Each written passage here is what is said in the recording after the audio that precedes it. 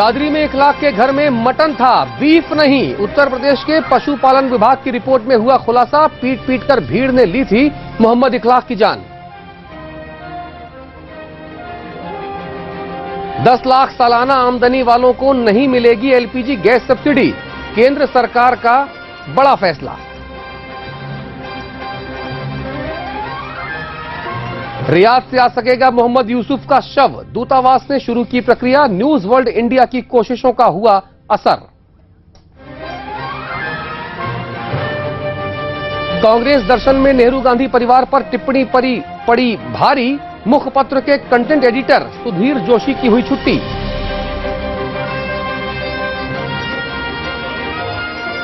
फर्जी CNG sticker लगाया तो चलेगा धोखाधड़ी का मामला।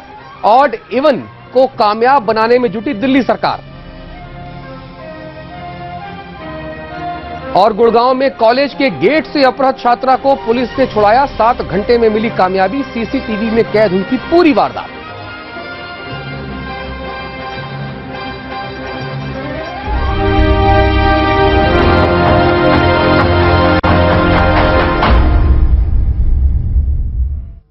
नमस्कार, बहुत बहुत स्वागत है आप सभी का। आपके साथ मैं अतुल अग्रवाल हूं। साल 2016 दस्तक दे रहा है। नया साल कैसा हो, हमने बीते सालों से क्या सीखा, क्या है जो नए साल और आने वाले समय को बेहतर बनाने में हमारी मदद करेगा, इन्हीं तमाम सवालों के जवाब में हम शुरू कर रहे हैं अपनी ये खास सीरीज। नाम है उम्मीद 2016। इस सीरीज में हम हर रोज आपको दिखाएंगे उन लोगों की कहानियां जो जिंदगी और देश को बेहतर बनाने के सार्थक प्रयासों में लगातार जुटे हुए हैं। ये वो लोग होते हैं जो हमें भरोसा दिलाते हैं कि अगर हौसला हो तो कुछ भी नामुमकिन नहीं।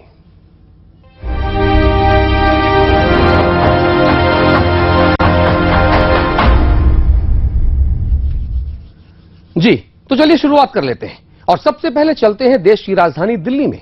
दिल्ली को साफ सुथरा रखने के लिए एक स्ट्रीट आर्ट ग्रुप ने अनोखी पहल की है साहब।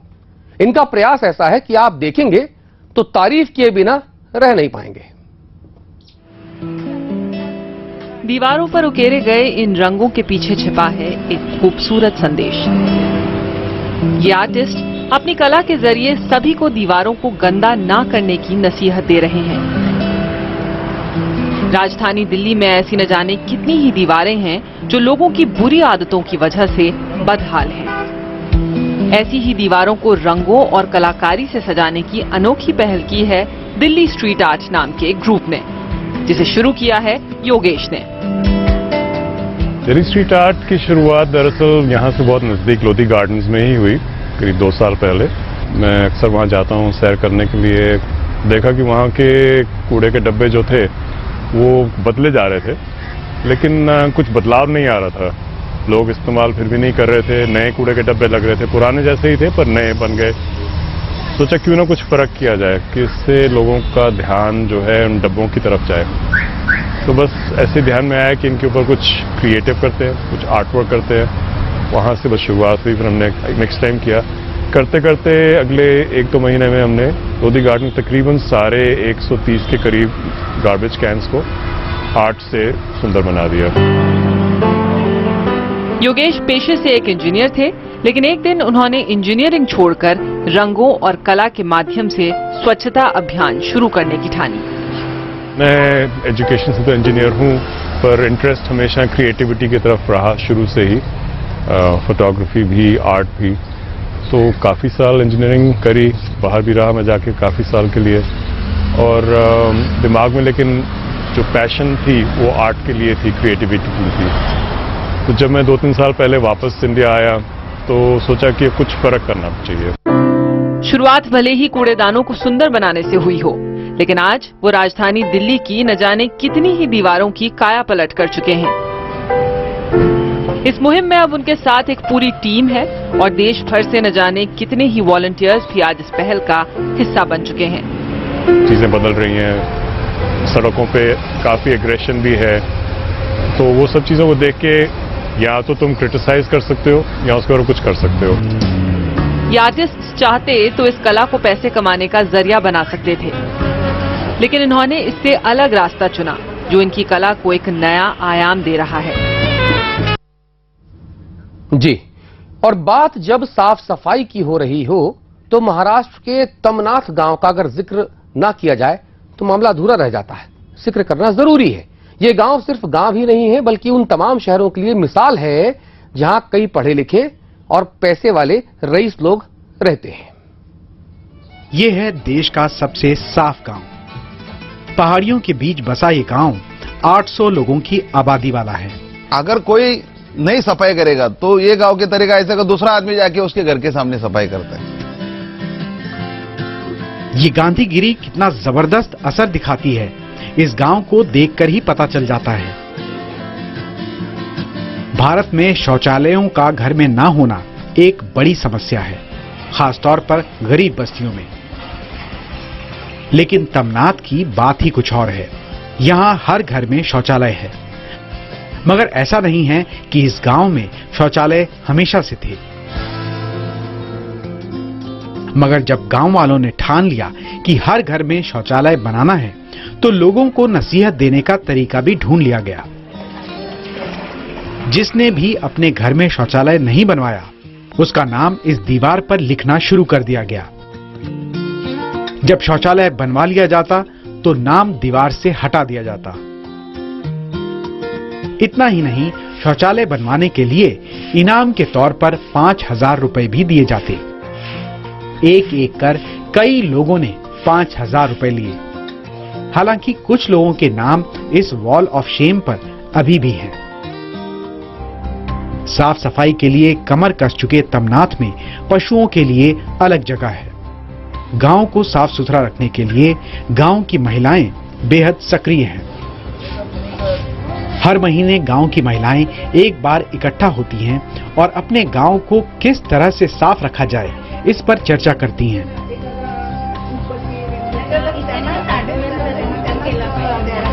इस गांव की महिला मंडली सफाई के मुद्दे पर जागरूकता फैलाने के लिए आसपास के गांव में भी जाती है। पानी के लिए पहले दूर दूर तक जाना पड़ता था, अब कोई पानी की दिक्कत नहीं है, शौचालय है, तो फिर औरत को तो कोई पानी होगा, शौचालय होगा तो तकलीफ नहीं होती। तमनाथ में त्योहार मनाने का भी अलग ही अंदाज है। जिस दिन छुट्टी होती है उस दिन पूरा गांव मिलकर सफाई करता है। गांव के स्कूल भी सफाई के मामले में किसी शहरी स्कूल से कम नहीं। हमारे स्कूल में हमें पढ़ाई का ज्ञान देते हैं। स्वच्छता करना चाहिए, मैदान पर प्लास्टिक कचरा तो कुछ कुंडी में टाकना चाहिए और पेड़ में पानी डालना चाहिए। गांव में साफ सफाई के साथ हरियाली भी है और इसी वजह से आपको यहाँ मोर और दूसरे दुर्लभ पक्षी भी नजर आएंगे। ये गांव प्रधानमंत्री नरेंद्र मोदी के स्वच्छता अभियान को एक कदम और आगे ले जाता है। साथ ही गंदगी के ढेर पर खड़े शहरों को सीख भी देता है कि जरा से बदलाव से तस्वीर बदल सकती है। तमनाथ की साफ सफाई को देखते हुए आसपास के गांव भी स्वच्छता की अभियान में जुड़ चुके हैं। कैमरा पर्सन संजय रोकड़े के साथ अंकुश जायसवाल, तमनाथ, रायगढ़। लड़कियां हर क्षेत्र में अपनी जगह बना रही हैं। जिन जगहों को अभी तक महज पुरुषों के लिए ही मुकर्रर माना जाता था, तय माना जाता था, वहां भी तैनात होकर महिलाएं अपने हुनर और लगन की लगातार छाप छोड़ रही हैं। उत्तर प्रदेश की राजधानी लखनऊ की सलमा बेग एक ऐसी ही लड़की हैं जिन्होंने अपनी खास जगह बनाई है। मगर क्यों बनाई है और कैसे बनाई है, ये जानने के लिए लखनऊ से आई ये खास रिपोर्ट आप देख लीजिए।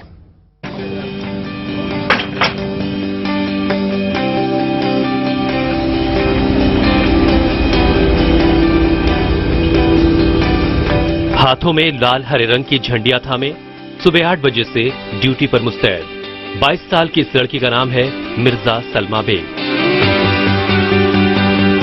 ये नजारा लखनऊ के गोमती नगर इलाके में बने मल्हौर रेलवे स्टेशन का है और ये हैं देश की पहली रेल गेट वुमेन।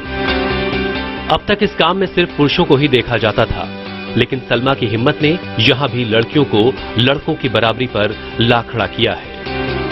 मैंने ये नहीं सोचा था कि मैं गेट वुमेन यानी गेटमैन की काम करूंगी और मैं फर्स्ट लेडी बन जाऊंगी। मैंने कभी नहीं सोचा था। मैंने ये सोचा था कि कम से कम हर जगह से तो बेहतर है मेहनत करना। मैंने ये सोचा था कि हर काम से बेहतर है मेहनत करना, किसी से फालतू किसी से अपनी मदद मांगने से बेहतर है मेहनत करके कमाना और खाना। तो मैंने उसी चीज़ पे सिर्फ गौर किया कि मेहनत करना सबसे बेस्ट है और मेहनत करने में कोई बुराई नहीं है। दरअसल 5 साल पहले सलमा के पिता मिर्जा सलीम बेग बीमार पड़े। उनके लिए रोजाना ड्यूटी करना मुहाल हो गया। वक्त के साथ मां को भी बीमारियों ने जकड़ लिया। तब हिम्मत दिखाई बेटी ने और पिता की इस जिम्मेदारी को अपने कंधों पर लेने का फैसला किया। सलमा ने अपने पिता के काम को संभालने की अर्जी रेलवे महकमे को दी और जल्द ही उन्हें इस बात की इजाजत भी मिल गई। बस यहीं से शुरू हो गया सलमा का रेल गेट वुमेन का सफर। मैंने ये सोचा कि पहले ये हुआ था कि चलिए कहीं पापा मेरे गेटमैन थे, उन्होंने शायद ये सोचा कि कहीं पोर्टर या कहीं और जगह पे मिल जाएगी ऑफिशियल जगह, लेकिन स्कीम यही थी कि जहाँ पे जिसके पापा है वहीं पे नौकरी मिलेगी। तो गेटमैन की जगह पे मुझे मेरी पोस्टिंग हुई। तो मैंने कहा, सब लोग ने कहा कि कहाँ ये लड़की करेगी, कैसे क्या करेगी। तो फिर मैंने ये सोचा कि हाँ, मैंने भी एक बार अपने दिल में कैसे करूँगी, कैसे ये गेट खोलूँगी, कैसे लीवर खींचूंगी। मुझे भी इस चीज़ को बहुत वो होता था, लेकिन खैर फिर धीरे धीरे पापा मेरे साथ रहते थे। सलमा रोजाना सुबह 7:30 बजे गोमती नगर में मल्हौर रेलवे स्टेशन पहुंचती हैं। वहां हाजिरी लगाकर भरवारा क्रॉसिंग जाती हैं। फिर शुरू हो जाता है सिलसिला वक्त पर क्रॉसिंग बंद करने का और खोलने का। जिस मेहनत और लगन के साथ सलमा ने अपनी जिम्मेदारियों को निभाया, उसने साबित कर दिया कि अगर हौसला हो तो नामुमकिन कुछ भी नहीं है। छोटी सी उम्र में ही अपने परिवार की जिम्मेदारी संभालने वाली सलमा मेहनत और लगन से अपने फर्ज को अंजाम देती है। वो अपने हौसलों के बूते अपने सपनों को परवाज देने की ख्वाहिशमंद है। हम उसकी कामयाबी की दुआ करते हैं और सलमा के जज्बे को सलाम करते हैं। कैमरा पर्सन जितेश के साथ ज्ञानेंद्र शुक्ल, न्यूज वर्ल्ड इंडिया, लखनऊ। जी, और अब बात करेंगे उस विदेशी की जिसका दिल पूरी तरह से हिंदुस्तानी है। मिलवाते हैं आपको जर्मनी की एंड्रिया से, जो तमाम ऐशो आराम छोड़कर राजस्थान के एक छोटे से गांव में बच्चों को हॉकी चैंपियन बनाने में जुटी हुई हैं।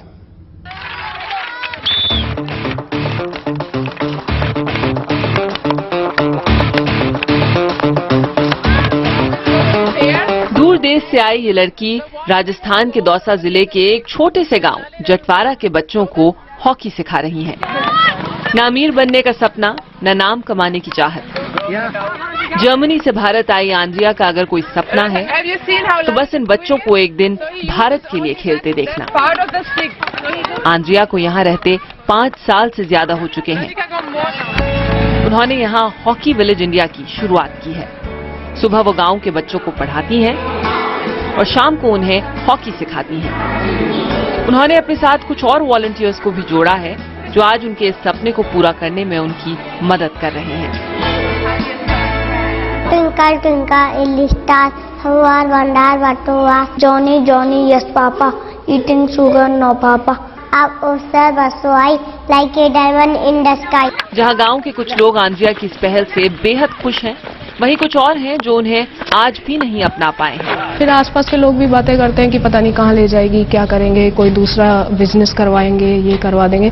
लेकिन धीरे धीरे उनको समझाया, धीरे धीरे अब लोग समझ रहे हैं। बच्चे जब लड़कियां स्टेट लेवल पे खेल के आ रही हैं तो उनको समझ में आ रहा है कि हाँ, अगर कुछ अच्छा करके दिखाना है तो आगे बढ़ना ही पड़ेगा।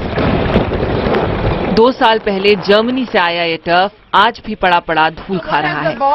आंद्रिया चाहती हैं कि बच्चे टर्फ पर हॉकी का अभ्यास करें ताकि वो वर्ल्ड क्लास खिलाड़ियों का मुकाबला कर सकें। लेकिन कुछ गांव वाले आंद्रिया के इस कदम के खिलाफ हैं। Why should a white woman alone, unmarried, leave a country where everybody obviously wants to live and settle down in a village without electricity, with dirty water, with dust, unlimited dust, and teach and coach kids? That's a good question. लेकिन तमाम दिक्कतों और चुनौतियों के बाद भी Andrea ने अपना इरादा नहीं बदला और आज ये बच्चे आंद्रिया की उम्मीदों को जिंदा रखे हुए हैं। ब्रिजेश हॉकी की बदौलत 2 बार जर्मनी होकर आया है, जबकि सारथी भी हॉकी लीग्स के लिए इस गांव से बाहर देश के अलग अलग हिस्सों में खेल चुकी हैं। पहले हमें बिल्कुल भी पता नहीं था हॉकी के बारे में कि हॉकी भी कोई गेम है। आंद्रिया के आने से हम हॉकी खेलना और बाहर टूर्नामेंट खेलना बहुत सीख गए। हॉकी इंडिया शुरू होने से पहले वैसे तो हम वैसे गांव में जैसे डोलते हैं ना गांव के गंडक, वैसे घूम रहे थे, लेकिन बाद में जब आंधी आई तो हमारी लाइफ एकदम टोटली पूरी चेंज हो गई।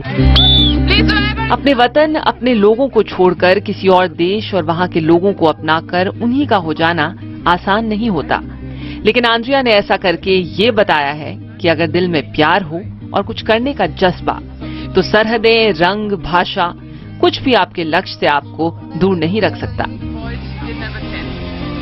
My salary is that I see the kids growing, and Germany is still, of course, in my heart, but India is my home now.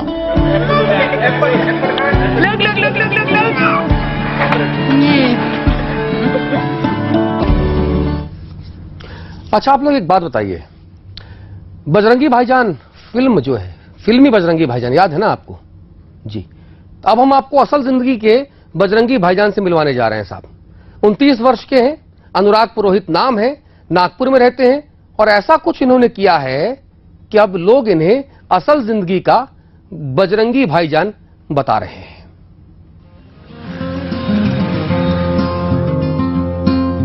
ये नागपुर के बजरंगी भाईजान हैं।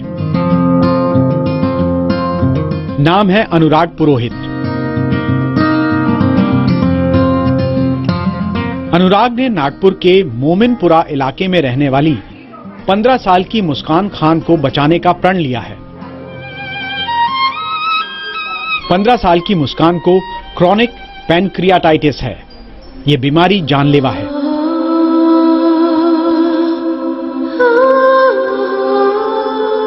तीन साल पहले एक हादसे में मुस्कान के लिवर में अंदरूनी चोट आ गई। मुस्कान के परिवार ने उसके इलाज की हर मुमकिन कोशिश की, लेकिन वो ठीक नहीं हो सकी। आज उसके लिवर के ऑपरेशन के लिए 10 लाख रुपए की जरूरत है। यहाँ मेवा के डॉक्टर तो बोलते कि यहाँ मत लेकर के आओ इसको सीधे हैदराबाद लेकर के जाओ। तो अभी हमारे पास तो उतना पैसा भी नहीं है जो उसको लेके जाएंगे। परिवार की मुश्किलें और बढ़ती गईं, क्योंकि मुस्कान के माँ पिता के बीच तलाक हो गया। मुस्कान और उसकी मां मुमताज परवीन के लिए अब इलाज के बढ़ते खर्च के साथ जीवन की चुनौतियां भी बढ़ गईं। आखिर परिवार को अखबार में इश्तिहार देकर मदद की गुहार लगानी पड़ी। इस इश्तिहार को देखकर अनुराग पुरोहित मुस्कान के बजरंगी भाईजान बनकर मदद करने के लिए सामने आए। मैंने वो जब पेपर पढ़ा तो पता नहीं, मुझे मेरी भांजी उसमें नजर आई। मुझे उसकी जान तो बचानी चाहिए और मैं चाहता हूँ कि ऐसे में 1000 मुस्कानों के चेहरे पे मुस्कान ला सकूं। ऊपर वाला मुझे इतना सक्षम दे, शक्ति दे कि मैं कुछ कर सकूं। एक जनरल स्टोर चलाने वाले अनुराग ने अपनी दुकान पर एक गुल्लक रखी है, जिसमें लोग मुस्कान के नाम पर डोनेशन देते हैं। इसके अलावा वो लोगों से मिलकर भी मुस्कान के इलाज के लिए रुपए जमा कर रहे हैं। अब तक वो 1 लाख रुपए जमा कर चुके हैं। 3 साल पहले हुए हादसे के बाद से मुस्कान स्कूल नहीं जा पाई है। उसके शरीर का विकास भी पूरी तरह से नहीं हो पा रहा है, लेकिन अनुराग को यकीन है कि अब वो जल्दी ठीक हो जाएगी। सभी इनके साथ जुड़ गए हैं। सारे बच्चे इनके साथ जाके गर्भ से भी 10-5 हजार रुपए वसूली किए थे। वो भी मुस्कान के दवा में ही लग रहा है। हैदराबाद कैसे लेके जाएंगे पसंद नहीं मददगार। मुस्कान की जिंदगी को एक मीठी मुस्कान बना देना ही इस बजरंगी भाईजान का मकसद है। अनुराग अपने इस कदम से न सिर्फ एक बच्ची की मदद कर रहे हैं, बल्कि देश में भाईचारे की मिसाल भी कायम कर रहे हैं। बात गाय की करेंगे। जी, ये वो गाय नहीं है जिनको लोग राजनीति में घसीट लाते हैं, क्योंकि जब राजनीति में गाय को घसीटा जाता है तो उनका मकसद दूसरा होता है। यहां मकसद दूसरा है। देसी गाय की कई नस्लें अब धीरे धीरे खत्म होती जा रही हैं साहब, क्योंकि उन्हें पालना दूध बेचने वालों को मुनाफे का सौदा लगता नहीं है। लेकिन अब दिल्ली से सटे गाजियाबाद के एक सॉफ्टवेयर इंजीनियर ने इसे फायदे के सौदे में तब्दील करने का बीड़ा उठाया है और देसी गायों को बचाने का जिम्मा भी।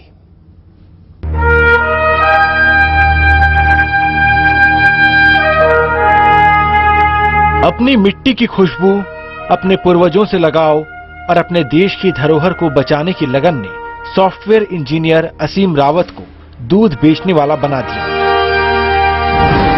जी हां, अमेरिकी मल्टीनेशनल कंपनी का एक सफल सॉफ्टवेयर इंजीनियर अब दूध बेचता है। जो देसी गायें हैं वो लगभग उनकी जो ब्रीड है, बहुत सारी जो प्रजातियां देसी गायों की है वो विलुप्त हो गई हैं। ठीक है, वो विलुप्त हो गई तो दुख की बात है, लेकिन क्या कर सकते हैं हम। और जो बची हैं वो भी स्ट्रगल कर रही हैं। ठीक है साहब, डेयरी वाले पालते नहीं हैं, गांव वाले इनको रखना नहीं चाहते अब, और या तो ये प्लास्टिक खाती हैं या तो अवेलेबल ही नहीं है। गाय को लेकर देश भर में खूब राजनीति होती है, लेकिन गाय को बचाने का ख्याल कितनों को आता है? असीम ने देसी गाय को बचाने का बीड़ा उठाया है। जो A1 टाइप दूध है वो बेसिकली स्वास्थ्य के लिए बहुत हानिकारक है। टाइप 1 डायबिटीज जिससे लगभग आधा हिंदुस्तान जो है प्रभावित है, और सिर्फ चीनी की वजह से नहीं है, दूध की वजह से भी है। हार्ट डिजीज है, आपका ऑटिज्म है, पेट से रिलेटेड, डाइजेशन से रिलेटेड बहुत सारी और बीमारियां हैं जो इस दूध से, A1 टाइप दूध से हो रही हैं। असीम ने पुणे की नौकरी छोड़कर अपने पूर्वजों की जमीन पर गौशाला खोलने का फैसला किया। असीम ने इसके लिए अपनी वेबसाइट बनाई है। इस वेबसाइट के जरिए गाय का शुद्ध ऑर्गेनिक दूध और उसके उत्पाद लोगों तक पहुंचाएंगे। लेकिन ये काम सिर्फ उनकी कंपनी तक सीमित नहीं है। देसी गायों को बचाने के लिए उन्होंने अपने इलाके के दूसरे गौपालकों को भी जागरूक करना शुरू कर दिया है। आप जब देखेंगे, बात करेंगे आपस में, जो साथी जुड़े हुए हैं बड़ी पैशनेटली दूध डिलीवर करते हैं, बड़ी पैशनेटली समझाते हैं लोगों को A1 A2 टाइप दूध, जबकि उन्होंने इंग्लिश भी नहीं पढ़ी हुई है। पुणे में भारी भरकम तनख्वाह वाली नौकरी छोड़कर गाय का दूध बेचने का फैसला लेना इतना आसान नहीं था। घर वालों को इस बात के लिए राजी करने में महीनों लग गए। जो भी कुछ कर रहा है अच्छा है, इसमें मॉनिटरी का हम नहीं कुछ देख रहे हैं। We are paying from our pockets only to establish this all great business. Aseem की गौशाला में फिलहाल 18 गाय हैं। उनका इरादा इस संख्या को 100 तक ले जाने का है। प्रेम राय, न्यूज वर्ल्ड इंडिया, गाजियाबाद।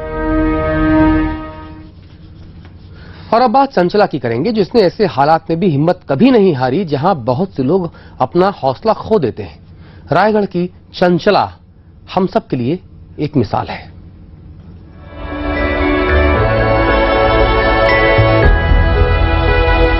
हिम्मत किसी को नहीं मानना चाहिए। इंसान के छोटे मोटे शरीर के अंग लुप्त हो जाने से इंसान कमजोर नहीं हो जाता है। बस अपने अंदर, दिल के अंदर जोश रखना चाहिए, जुनून रखना चाहिए कि हाँ, मुझ में करने की क्षमता है। चंचला की जिंदगी हिम्मत, हौसले और उम्मीद की असाधारण कहानी है। चंचला के सपने थे ऊंची उड़ान भरने के, लेकिन एक हादसे ने उसकी जिंदगी को तबाह कर दिया। उसको ठोकर जब लगा, साइकिल इसके ऊपर में गिरा। ये साइकिल से दब गया। इसके ऊपर से ट्रक को निकाल के ड्राइवर इसको कुचल डाला। जिला हॉस्पिटल में हम लोग इनको देखने के लिए गए तो ये तो एकदम खून पूरा बह के एकदम इसका रंग फीका पड़ गया था। तो अब मैं वहाँ गिर पड़ा, मैं बेहोश हो गया। अब उसके बाद इसका जो हालत था, मेरे को समझाया, बाबूजी तू मत हताश हो, होश रख। जब एक्सीडेंट हुआ तो लगभग 9वीं क्लास के बाद ही हुआ था, तो उतना हम लोग फुटबॉल वगैरह, क्रिकेट वगैरह लड़कियां खास उसी समय स्टार्ट किए हुए थे, तो 1-2 बार क्रिकेट खेले थे। फुटबॉल उसी दिन लास्ट था, जो जिस एक्सीडेंट हुआ उसके पहले दिन ही फुटबॉल स्कूल में खेले हुए थे। उसके बाद से भी बैसाखी पकड़ के भी मैं खेल में शामिल हो जाती थी। जिंदगी और मौत से जूझती चंचला ने हिम्मत नहीं हारी और मुश्किल हालातों में एक पांव पर उठ खड़ी हुई अपनी मंजिल की ओर कदम बढ़ाने के लिए। इस हादसे के बाद जिंदगी बदल गई थी, लेकिन चंचला ने पूरी लगन के साथ अपनी पढ़ाई पूरी की और अपने मजबूत इरादों की बदौलत परिवार का सहारा बन गई। आज चंचला न सिर्फ अपने पैरों पर खड़ी है, बल्कि उन बच्चों को भी संभाल रही है जो मानसिक रूप से अक्षम है।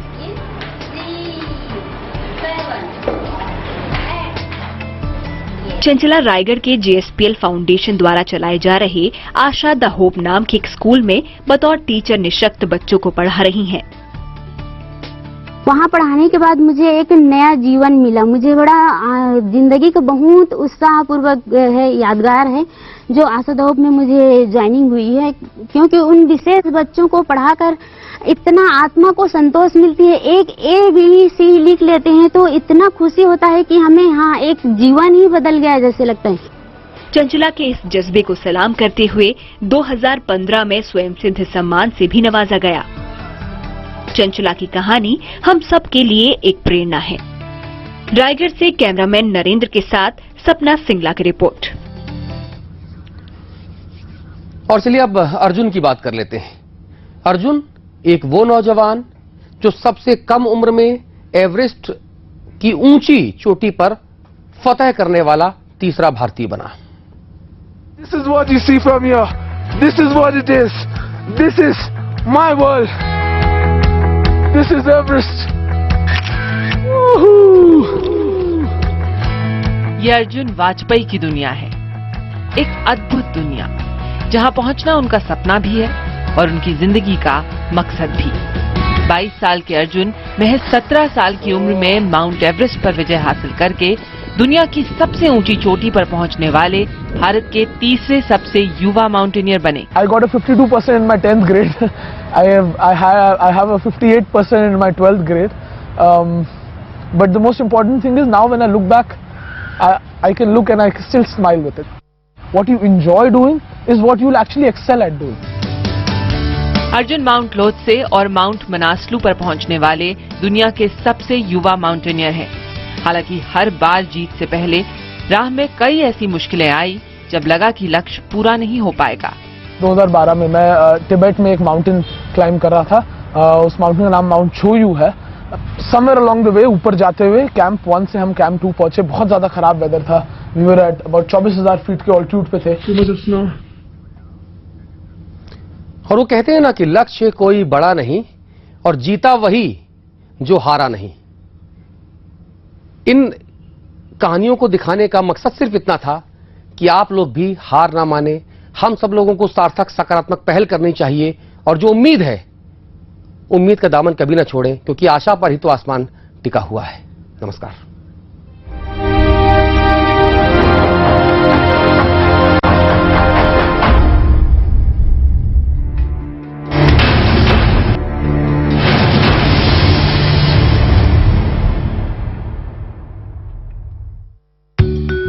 At Noor Mahal, every gathering is a special occasion, whether a corporate event or a wedding ceremony. With 13 venues to choose from, we are committed to making every event a memorable one. Experience royalty at the Noor Mahal, Karnal, a complete wedding destination. हमारे Indian values क्या बात है। पैर लो। कोई हमें interrupt करे कोई problem नहीं। वैकुंठ हॉल फर्स्ट राइट लीजिए और नहीं नहीं नहीं नहीं, आप यू टर्न लीजिए।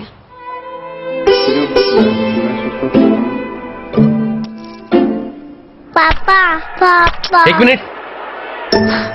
पर टीवी देखते वक्त क्या हो जाता है इंडियन वैल्यूज को? अब नहीं होगा, क्योंकि वीडियोकॉन D2H में है अनलिमिटेड रिकॉर्डिंग। टीवी को पॉज करो, फ्रेम से इंटरप्ट हो जाओ और सिर्फ ₹1 में इंडियन वैल्यूज को मेंटेन रखो। Videocon D2H for Indian values. खबरों की सुपरफास्ट ट्रेन में हो जाइए सवार। 30 मिनट में देश दुनिया की हर बड़ी खबर, राजनीति, अपराध, खेल से लेकर मनोरंजन जगत पर नजर। सिर्फ आधे घंटे में 100 बड़ी खबरें। देखिए 100 खबरें फटाफट, सिर्फ न्यूज वर्ल्ड इंडिया पर। हंसी से शुरू ये नया साल कीजिए, हंसी से शुरू ये नया साल कीजिए, कवियों के साथ में धमाल कीजिए। दोस्तों, न्यूज वर्ल्ड इंडिया पे नए साल का हम स्वागत करते हैं। होगा कवियों के साथ धमाल, क्योंकि लगा 16वां साल।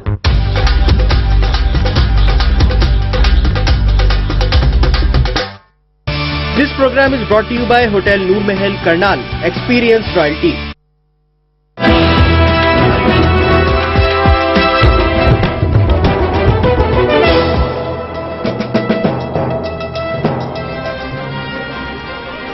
दादरी में इखलाक के घर पर मटन था, बीफ नहीं। यूपी के पशुपालन विभाग की रिपोर्ट में खुलासा, पीट पीट कर भीड़ ने ली थी इखलाक की जान।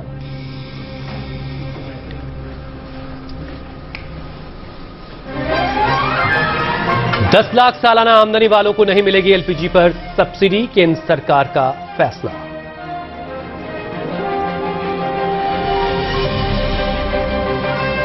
रियाद से आ सकेगा यूसुफ का शव, दूतावास ने शुरू की प्रक्रिया, न्यूज वर्ल्ड इंडिया की कोशिशों का असर।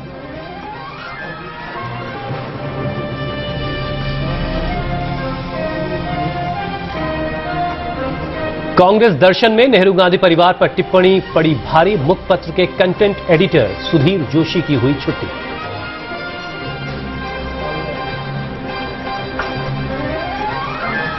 फर्जी सीएनजी स्टिकर लगाया तो चलेगा, धोखाधड़ी का मामला, ऑड इवेंट को कामयाब बनाने में जुटी दिल्ली सरकार।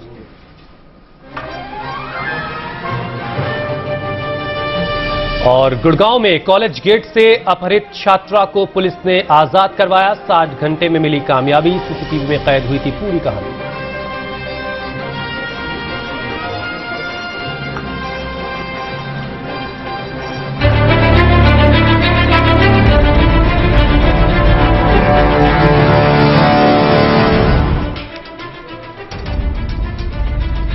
सरकार ने 10 लाख रुपए से ज्यादा सालाना सैलरी